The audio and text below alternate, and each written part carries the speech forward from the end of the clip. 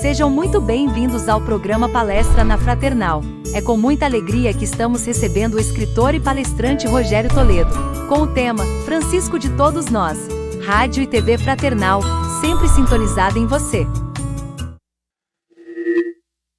Lá vai São Francisco pelo caminho, de pé descalço, tão pobrezinho, dormindo à noite junto ao moinho, bebendo a água do ribeirinho.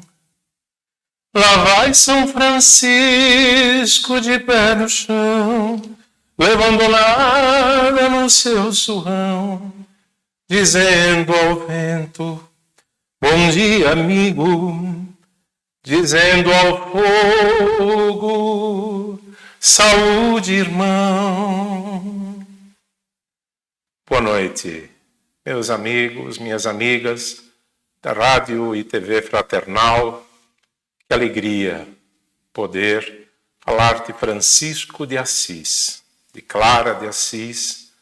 Nessa noite, como dizia um grande amigo, já desencarnado, ex-presidente, ou sempre presidente do Grupo Espírita, Irmã Clara, o senhor Raul Parra, que dizia que esta noite é como um banquete espiritual. E é mesmo. Né? Porque Francisco de Assis é tido, ou o moço de Assis, que é tido como o protetor, o santo protetor dos animais, e o desafio aqui é mostrar que é muito mais do que isso, ou também conhecido como o santo dos leprosos, que é o nome que se dava mais fortemente, antigamente, a quem tem hanseníase, não é? Ou o santo dos pobres. Mas Francisco foi e é muito mais do que isso.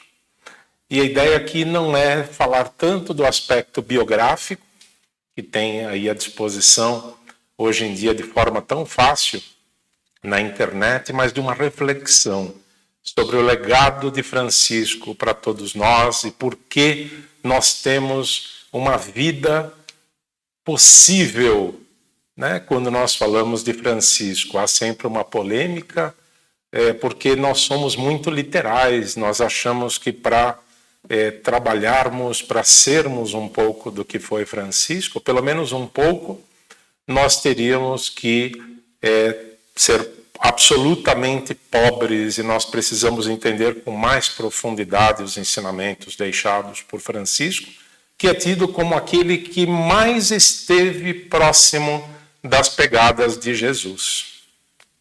Tal foi o exemplo de vida de Francisco. E nós, claro, podemos também associar o exemplo de Clara, Sorella Luna, Fratello Sole, Irmão Sol e Irmã Lua.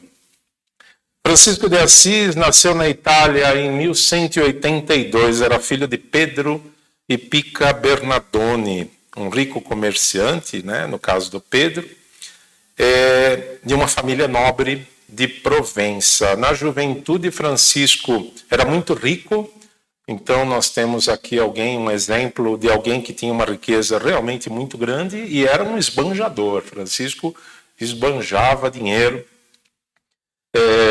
e de certa forma até com ostentações. Porém, os negócios do seu pai nunca despertaram muito interesse em Francisco. O nome de batismo, olha que interessante, na verdade não era Francisco, era Giovanni di Pietro di Bernardone. E depois, por conta ali, até meio que como uma homenagem aos comerciantes da região, o Pedro acaba dando esse outro nome que tornaria o Giovanni conhecido como o Francisco Bernardone.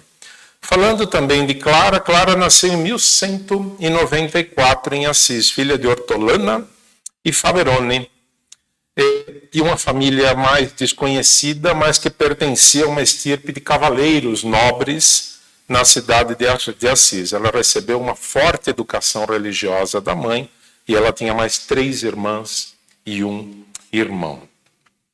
Em 1202, acontece ali a guerra entre Assis e Perúdia. E Francisco, como era meio que assim esperado de todos os filhos dos nobres, acaba se dirigindo ali, ele vai para a guerra com aquela vontade de defender Assis, e ele acaba sendo preso, fica preso por 1 ano, e aí no caminho ele acaba até encontrando um leproso, e depois vamos falar um pouquinho mais sobre isso, porque Francisco tinha, vamos usar uma palavra forte aqui, mas ele tinha nojo, né? Ele tinha repulsa pelos leprosos, por aqueles que tinham o mal de Hansen, né? Hanseníase, por conta do mau cheiro, principalmente, né? Quem não conhece um pouco dessa doença, que antigamente não tinha absolutamente nenhuma forma de cura, é uma doença que degrada profundamente a parte física, né? E, consequentemente, o todo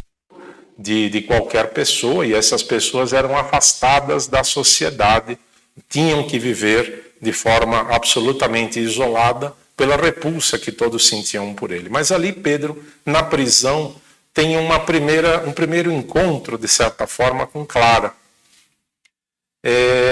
Francisco, ele vê que Clara foi levar o pão para os presos.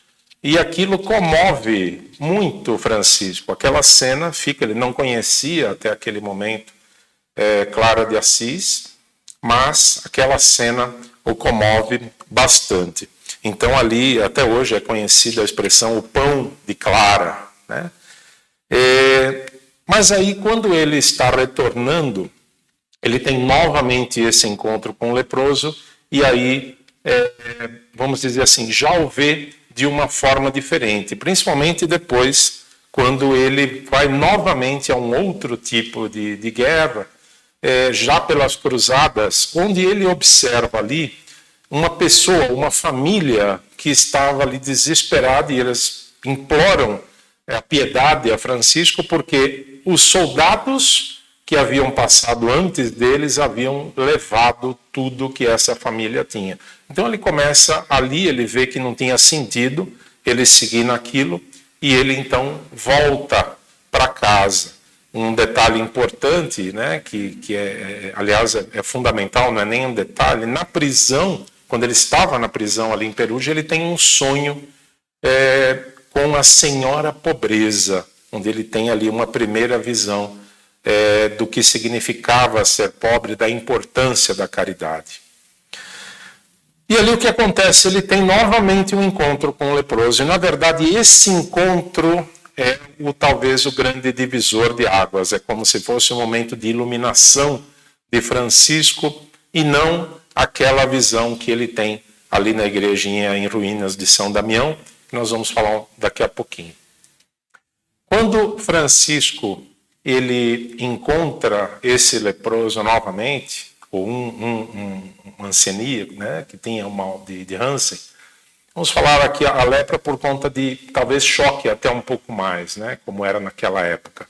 Mas o que acontece? Ele é impulsionado a ir lá e abraçar e a beijar essa pessoa, e ele mesmo na hora se emociona, né? Ou a pessoa doente, o irmão doente, se emociona profundamente com aquilo, porque vai saber há quantos anos, há quanto tempo, né? Desde que houve ali o diagnóstico, os sintomas, melhor dizendo, da doença, ele não tinha contato com alguém que o abraçasse.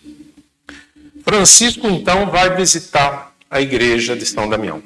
E esse é um momento muito bonito, porque naquele momento Francisco olha aquela igrejinha em ruínas, e por que ele vai até lá? Porque justamente por estar em ruínas era a única igreja onde os leprosos podiam ir. Olha que interessante, né?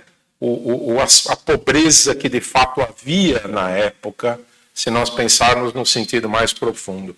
E ao chegar lá, ele vê uma imagem de Jesus ali jogada, né? Na verdade, uma imagem de Jesus numa cruz grande, que é famosa, inclusive, essa figura. E ali ele tem aquele sentimento que brota dele ao ter, de certa forma, um encontro com Jesus.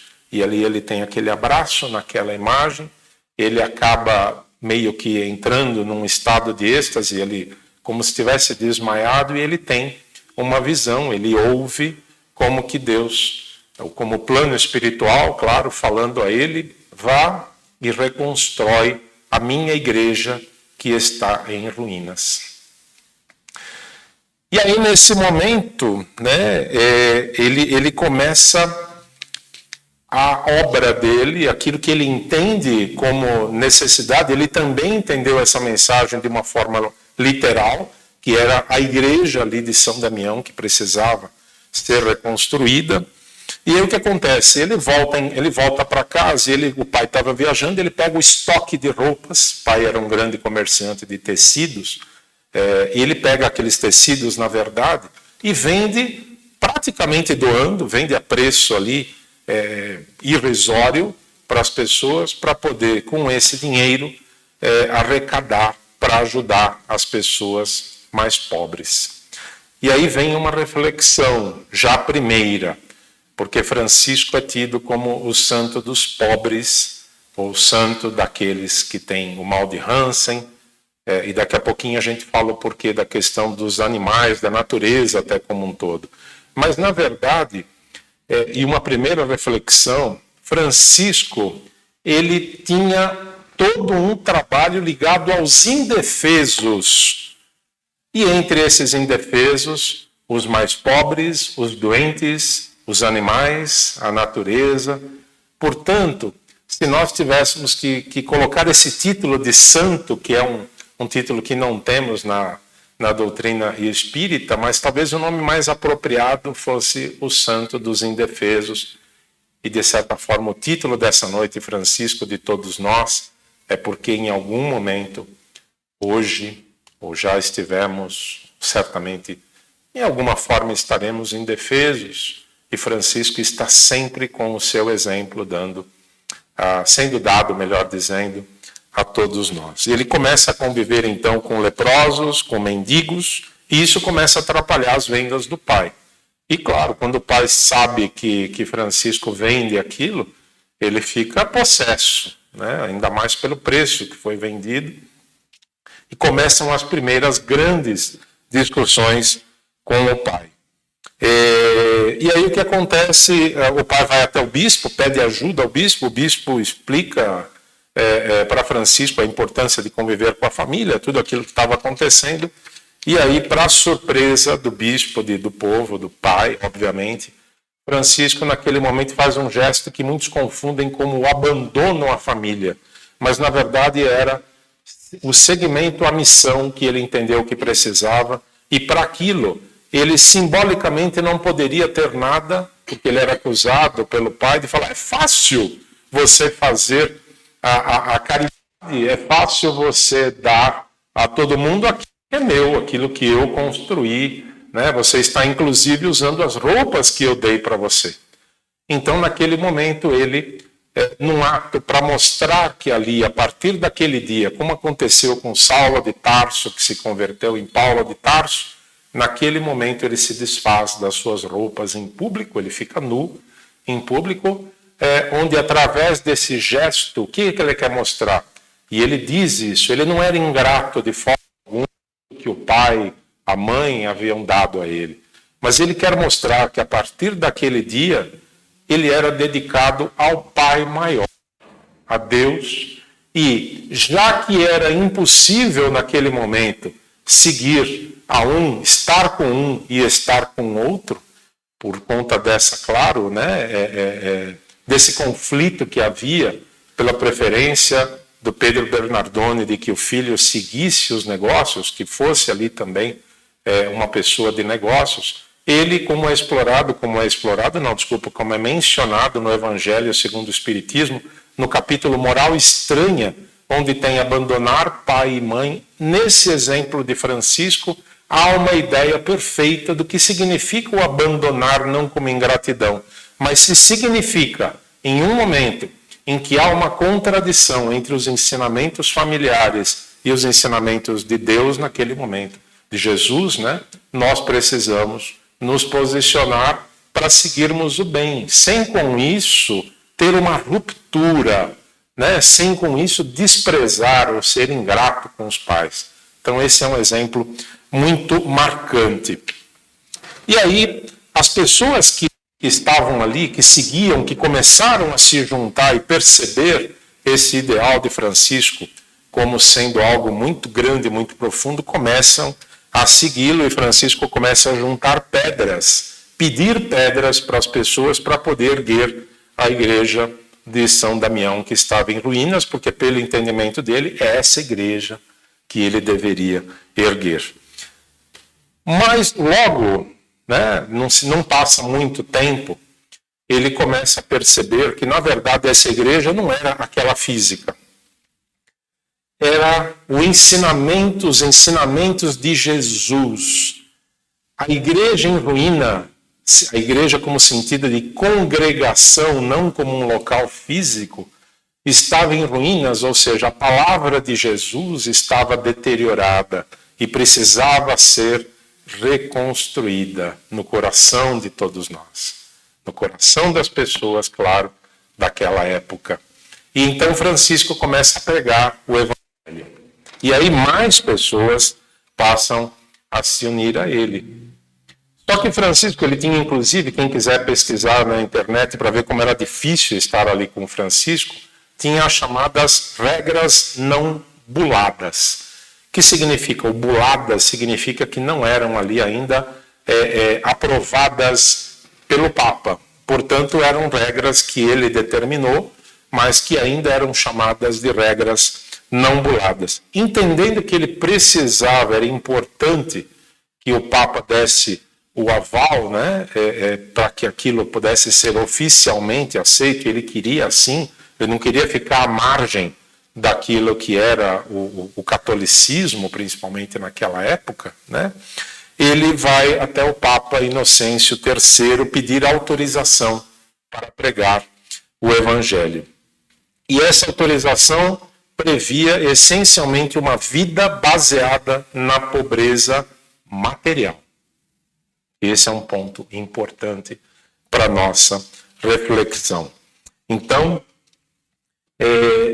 ele começa a ter ali, começa a acontecer de ter muitos seguidores, ele começa a ter mais e mais seguidores e se torna grande, se torna um movimento para fazer essa pregação de Jesus, mas não era simplesmente, entre aspas, o simplesmente, porque isso é muito grande, fazer uma pregação, mas ser um exemplo, ou seja, buscar seguir as palavras de Jesus, não tendo os excessos materiais, não tendo a posse dos bens como aquilo que mais significasse, mas a essência dos ensinamentos de Jesus. E aí ele tem, nesse ínterim, que acontece? Ele chama mais e mais a atenção de Clara, porque Clara também tinha algo que a impulsionava para isso, mas ela não tinha até então uma forma de se envolver com isso, até o momento que ela vai ao encontro de Francisco e diz, né, que gostaria de fazer parte daquele grupo. E aí aquele ato simbólico, né, de também cortar os cabelos de Clara. Clara era tida como uma moça muito bonita, aliás ela era, porque o corpo de Clara ainda está intacto hoje, lá em Assis, mas era uma beleza, falando de beleza física, era considerada muito bonita, e ali longos cabelos loiros que são cortados para também, como um símbolo, mostrar que ela estava abdicando daquilo que materialmente mais a descrevia, para então ela se tornar, inclusive nas vestes, né, uma seguidora ali, uma propagadora do Evangelho.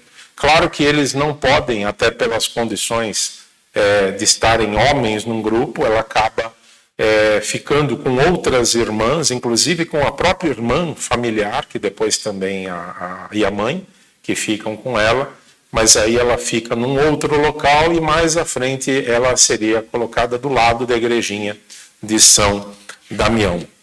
E aí começam, tem muitas coisas que se diz, né, sobre Francisco, muitos relatos. Quem quiser olhar pela internet e quem tiver a oportunidade de ir, de visitar Assis um dia, vai ver em diversos pontos da cidade a imagem, que é muito famosa, de Francisco acariciando um lobo.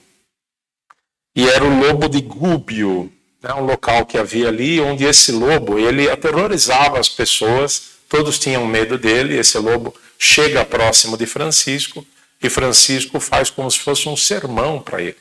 Francisco explica ao lobo que não era para ele fazer aquilo com as pessoas, para não fazer o mal para as pessoas, porque as pessoas eram boas, e mesmo que algumas ali não fossem tão boas, quanto mais mal esse lobo fizesse, mais mal fariam a ele também.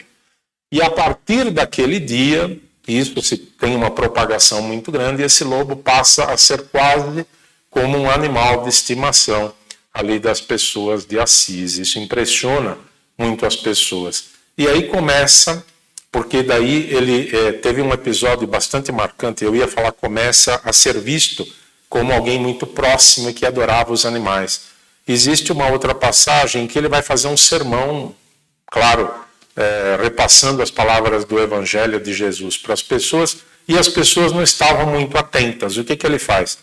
Ele se vira e começa a falar com os pássaros. Olha, já que as pessoas não estão dando muita atenção, quem sabe os pássaros acabam atentando mais. E os pássaros que estavam ali fazendo um grande barulho, na hora que ele fala, começa a se dirigir a eles, e isso é relatado em mais assim, nas várias versões que existem sobre a biografia de Francisco, que acontece ali um silêncio dos pássaros, como que prestando atenção naquilo que Francisco fazia. E tem muitos relatos dele falando com os peixes, de ele relatando, né, sobre a natureza, o quanto ele amava a natureza. Por quê? Justamente por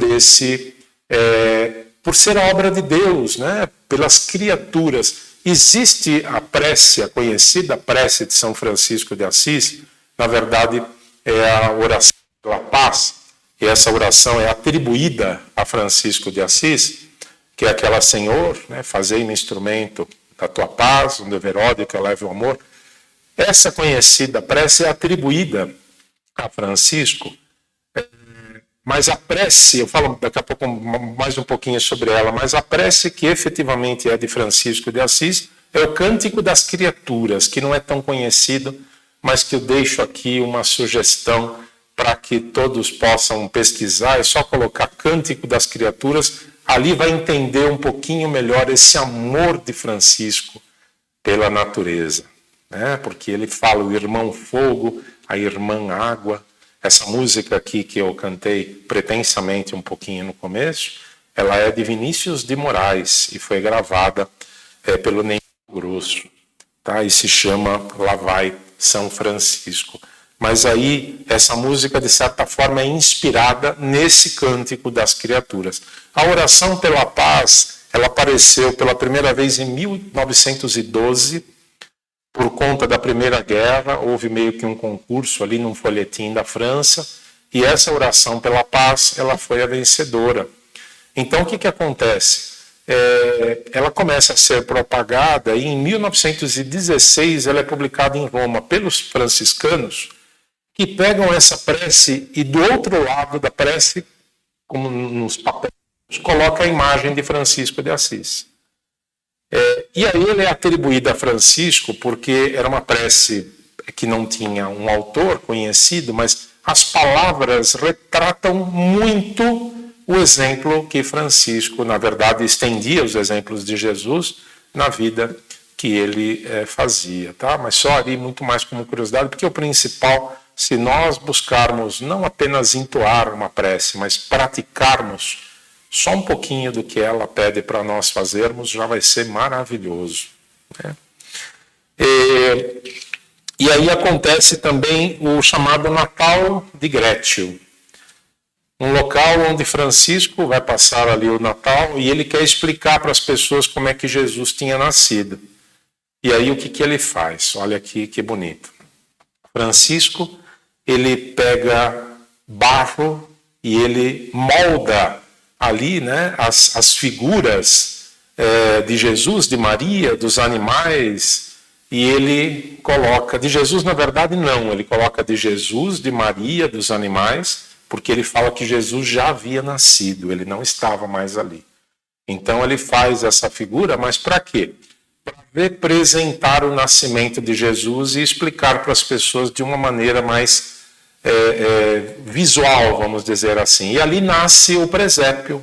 Então, Francisco ele faz o primeiro presépio que se tem conhecido, que é essa representação muito bonita do nascimento de Jesus.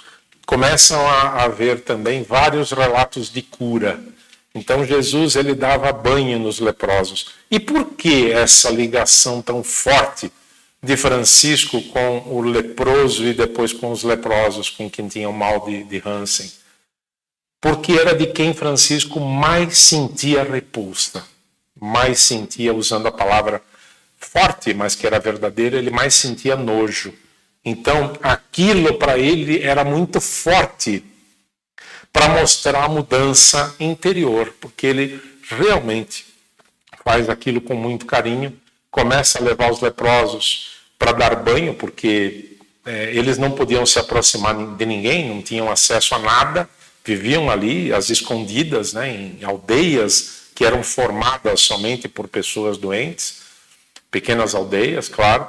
E ali ele começa a fazer isso e começam alguns relatos de cura pela forte, vamos dizer assim, pela força magnética espiritual, a condição que Francisco tinha de ser ali um mensageiro, de ser um benfeitor que poderia ajudar a essas pessoas. Em 1213, Francisco adoece gravemente. E ali acontece um fato que é também muito marcante em Francisco de Assis, que são os estigmas. Ao relato de que ele foi visitado por um espírito e com a presença desse espírito, ele passa a ter os estigmas. Os estigmas são os sinais da crucificação de Jesus.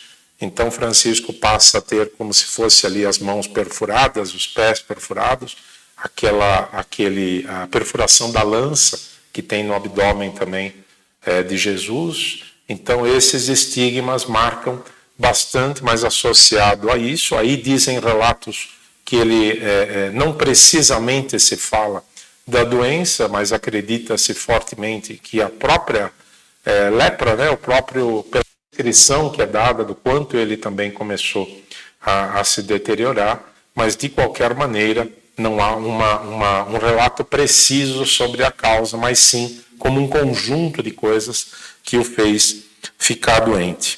Em 1226, com o desencarne próximo, ele diz uma frase que marca para todo mundo, que era: bem-vinda, minha irmã morte. Olha que elevação. E abençoe Assis. Nesse momento ele já não consegue mais ficar de pé, ele pede para aquelas pessoas, para o Frei João, por todos aqueles ali a quem ele amava tanto, né, que erguessem o corpo dele para que ele pudesse olhar Assis da onde ele estava e pedir a bênção para todos de Assis. Em 3/10 ocorre ali esse, vamos dizer assim, início do desencarne. No dia 4 ele vai ele desencarna dia 4 de outubro de 1226, portanto há 796 anos, e aí acontece a cena, né, dos seguidores, dos amigos que estavam ali com ele, levarem o corpo até onde estava. Clara vivia com as irmãs, ajudando a muitas pessoas, e tem muitos relatos de cura associados a Clara de Assis também, mas ali junto com as chamadas Clarissas, ela se despede de Francisco, que é levada até ela. Clara desencarna em 1º de agosto de 1253. Então, aqui é um muito pequeno relato sobre essa não é nem bem uma biografia, mas os pontos principais para a nossa reflexão. O título em si, ele não importa tanto, né? Tudo é verdadeiro, aquele amor aos animais, à natureza, aos mais pobres, àqueles que mais precisam de ajuda, aos indefesos, que dá um sentido muito mais amplo. Mas será que era possível essa vida de Francisco nos dias de hoje? Como muitos falam, mas se todos nós fizermos exatamente como Francisco de Assis fez, nós vamos ter aqui um monte de mendigos, de miseráveis, e vamos todos ter essa vida sem aquilo que inclusive é falado nas leis naturais do progresso. Então, a grande reflexão, é possível se nós pensarmos em nos desfazer dos excessos, em olhar o próximo, sendo a caridade a máxima de que sem a caridade não há a salvação. Fora da caridade não há salvação. Então, muito do que Jesus, claro, e Francisco, seguindo o Evangelho, passou para nós, são exemplos vivos, possíveis de nós buscarmos, ao fazermos a oração da paz atribuída a Ele, ao olharmos os animais não como alguém que tem que ser superviviente a nós, mas como alguém que pode nos ajudar em tantas coisas. Esse amor às criaturas como tudo aquilo que todos aqueles que foram criados por Deus. É a essência de Francisco de Assis para todos nós, a grande lição que nós temos que buscar através dessa reflexão maravilhosa sobre a vida de Francisco, de Clara de Assis. Muito obrigado, que nós possamos estar sempre com Deus, porque Deus está sempre conosco. Nesse dia de Francisco, em que eu estou aqui acompanhado de franciscanos, de clarissas, é uma grande festa espiritual. Obrigado a todos da Rádio e TV Fraternal, que dirigem esse trabalho fantástico.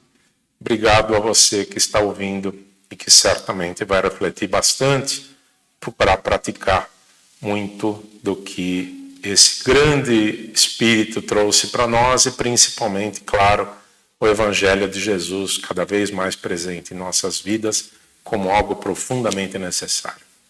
Boa noite, fiquemos em paz. Paz e bem, como dizia sempre Francisco de Assis. Muito obrigado.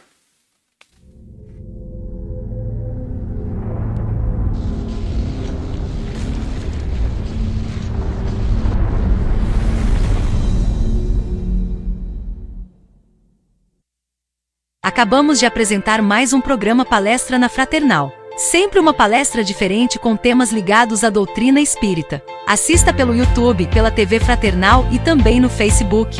Ouça pelo aplicativo da Rádio Fraternal e pelo site fraternal.net.br. Rádio e TV Fraternal, sempre em sintonia com você.